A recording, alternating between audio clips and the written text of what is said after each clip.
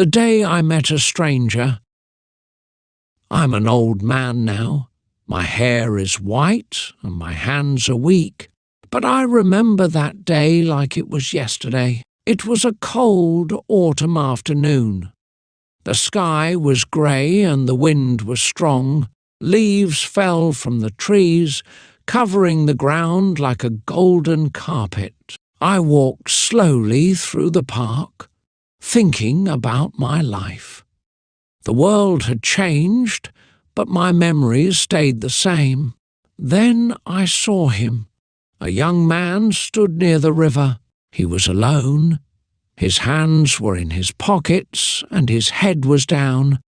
His clothes were wet and he was shivering. His eyes were full of sadness. He stared at the water, deep in thought. His body was still, but I could feel his pain. I stopped walking. Something was wrong. My heart beat faster. The river was deep and the current was strong. I knew what he was thinking. My chest felt heavy. I had to do something. I took a deep breath and walked toward him. "Son, are you okay?" I asked. My voice was soft, but he did not react. He kept staring at the river, lost in his thoughts. His hands were shaking. The cold wind blew through his hair. I stepped closer. "Please, talk to me," I said gently. "I have been where you are." He turned his head slightly, just for a moment, but he did not speak. His eyes were empty, filled with deep sorrow. I did not leave. I sat down on a nearby bench and watched him. "I know life can be hard," I said softly, "but you are not alone." My words floated in the cold air between us. The wind blew again, rustling the trees. He shivered, but still he did not speak. I looked at the river. The water moved quickly, carrying leaves and small branches away. "This river has seen many stories," I said. "Some happy, some sad. Maybe it is listening to us now." For the first time, the young man lifted his head. His lips trembled and his hands clenched into fists. He was fighting something inside himself. His pain was deep, but he was still here. That meant something. The young man looked at me, but only for a second. Then he turned his eyes back to the river. His body was tense, like he was holding something inside. The wind blew harder, making the branches shake. The sun was setting and the sky turned a darker shade of grey. I stayed quiet for a moment. Sometimes silence is stronger than words. I could see his breath in the cold air. He was thinking, lost in his own world. I didn't want to scare him, but I knew I had to keep talking. "I used to come here when I was young," I said. "This park, this river, they have always been here. They have seen my happiness and my pain." I smiled a little. "I used to sit on this same bench and wonder if life had any meaning." The young man's fingers twitched. He was listening.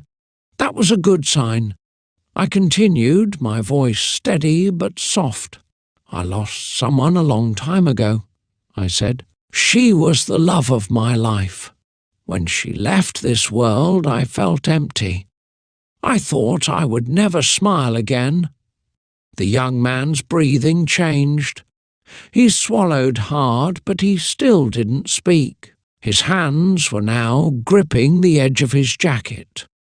He was holding on to something, pain, regret, fear. I understood that feeling well. "For months I came here every evening," I said. "I stared at the water, just like you. I thought about ending my pain. I thought there was nothing left for me.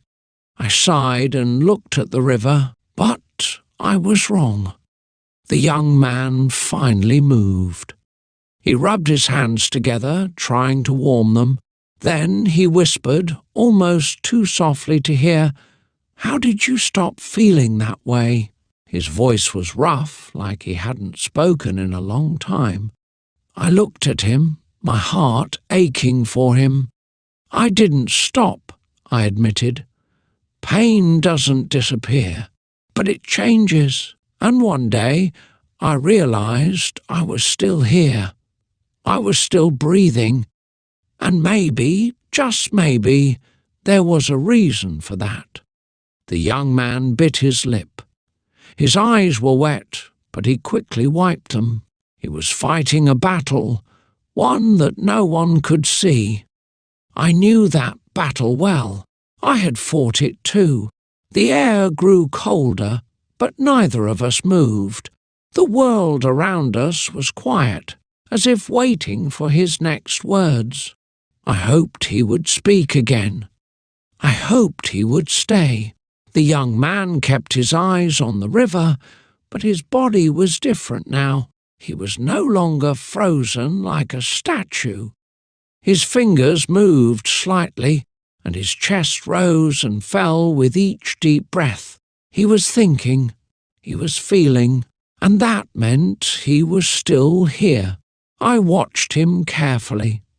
He was still in pain, but now there was something else, a tiny spark of hesitation, a part of him that wasn't sure anymore. That part was important. That part could save him. "I won't lie to you," I said. "Life can be cruel. It can take away the people we love. It can break our hearts, our spirits. But even in the darkest moments, there is still something left." I pointed at the trees, their golden leaves rustling in the wind. "Do you hear that?" He frowned slightly. "The wind?" he asked, his voice barely more than a whisper. I nodded. "Yes, the wind, the leaves, the water, the world is still moving. It doesn't stop, even when we feel like everything inside us has shattered." I looked at him. "And neither should you." His lips pressed together. He lowered his head, his hands gripping the sleeves of his jacket. "I don't know how," he admitted. "I don't know how to keep going." I took a slow breath. "Neither did I told him. "The first day after my wife died, I thought I couldn't breathe. The second day, I thought I couldn't move. The third day, I thought I couldn't live." I paused, but I did. One breath at a time. One step at a time. The young man's jaw tightened. His eyes were glassy, filled with pain he couldn't speak. But he was listening. He was still here. "You don't have to know how," I said. "You just have to take one more breath. Then another, and then another. That's all. Just keep breathing." The river flowed in front of us, its dark waters moving endlessly. The wind picked up, making his hair fall into his eyes. He didn't push it away. He just stood there, lost in thought. Then he did something small but important. He took a step back from the edge of the riverbank. Just one step, but it was enough. I let out a breath I hadn't realized I was holding. The battle wasn't over, but for now he had made a choice. He had chosen to stay. The young man stood there, his body still tense, but his feet were now further from the edge. The wind blew again, colder than before. The last bits of daylight faded, turning the sky into a deep shade of blue. The park grew quieter. The world seemed to slow down. I watched him carefully. He had taken a step back, but I knew his battle was not over. Pain doesn't leave so easily. It lingers, whispering in the dark, making people believe they are alone. I had once believed it too. You took a step back, I said gently. That means something. His fingers twitched, but he didn't speak. He looked down at his hands as if seeing them for the first time. They were shaking. Slowly, he clenched them into fists. I don't know why I did, he muttered. I still feel the same. I nodded. I know, but feeling pain doesn't mean you have to give up. I sighed, looking at the sky. There was a time when I thought I had nothing left. I was alone.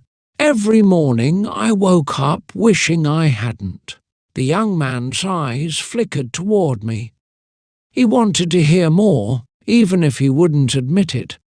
But then, I continued, something small happened. One morning, I heard a bird singing outside my window. It was just a bird, nothing special, but it reminded me that the world was still here, that I was still here. I gave him a sad smile, and for some reason, that mattered. His lips parted slightly, as if he wanted to say something. Then he looked away, his shoulders sinking. I lost everything, he whispered. Nothing matters anymore. I felt my heart ache for him. It feels that way now, I said, but pain lies. It tells you that you are alone. It tells you that nothing will ever change. But it's wrong. He let out a shaky breath. His face was tight, his eyes filled with something between anger and sadness. Then why does it still hurt so much? I sighed. Because you loved. And when we love, losing someone leaves a hole inside us. I placed a hand on my chest. The hole never fully closes, but in time we learn how to live around it. His breathing was uneven now. His fingers dug into his jacket, holding on to something invisible. The pain was still there, but now there was something else too, something fragile, something uncertain. The silence between us stretched. The river continued to flow, the wind continued to blow, and then, for the first time, the young man did something I hadn't expected. He sat down on the cold ground, pulling his knees to his chest. He was no longer standing at the edge. He was still broken, he was still hurting, but now he was willing to stay just a little longer. The young man sat on the ground, his knees pulled up to his chest, his arms wrapped tightly around them. His eyes were distant, staring into the dark water of the river. I could see the weight of his thoughts pressing down on him. He was still lost in the storm inside his mind. I sat beside him, not saying anything at first. Words weren't always needed. Sometimes just being there was enough. We sat in silence for what felt like an eternity. The wind had grown colder, but neither of us moved. The quiet of the night wrapped around us like a thick blanket. I remembered the first time I felt truly lost. After my wife died, I thought I would never feel the warmth of the sun again. I couldn't remember how to smile. I couldn't even remember how to laugh. All the things that had once been so easy, breathing, walking, talking, felt like tasks too difficult to face. I looked at the young man beside me. He was still holding his knees, his face buried in his arms. "You don't have to say anything," I said quietly, "but know this. You're not alone in this." He didn't respond at first. His chest rose and fell, shallow breaths escaping his lips. But then, after a long pause, he spoke, his voice soft and broken. "I don't know if I can do this. I don't know if I can keep going." I turned to face him. "It's okay to feel that way. It's okay to not have all the answers. But you have to let yourself feel something else, even if it's just a little hope." He lifted his head, meeting my gaze for the first time. His eyes were red, and his face was streaked with tears. "Hope? What's the point? Every time I think I'm starting to heal, something pulls me back down." I reached out, placing a hand gently on his shoulder. "I know it feels like that. I've been there, but you're still here. You're still breathing, and that means you still have a chance." He looked down at his hands, turning them over slowly. "I don't feel strong enough," he whispered. I smiled softly. Strength doesn't always look like what we think it does. Sometimes strength is just showing up, even when it's hard, even when you don't know how. Just showing up is enough. The young man's expression softened, just a little. He wiped his eyes, then took a shaky breath. "I don't know if I can ever be happy again." I nodded, understanding. "Maybe you won't feel the same kind of happiness right away, but you can still find joy in the little things, in the sound of the wind, in the warmth of the sun, in the kindness of strangers. Life doesn't always give us what we want, but it can still give us moments worth living for." For the first time, he looked up at me with a tiny spark of something new in his eyes. Maybe it wasn't hope yet. Maybe it was just a crack in the darkness. But it was a start, and that was all I needed to see. The night was quiet now, the only sound being the gentle rustling of the leaves and the occasional splash of water in the river. The young man had stopped crying, but his face still looked heavy, his eyes distant. Yet something had changed. He wasn't the same person who had been standing on the edge of the bridge just hours ago. We sat there together for a long time, neither of us speaking. The world around us seemed peaceful, but inside I knew the battle wasn't over for him. Healing doesn't happen all at once. It's a slow, difficult process, but he had taken a first step. After a while, he stood up slowly.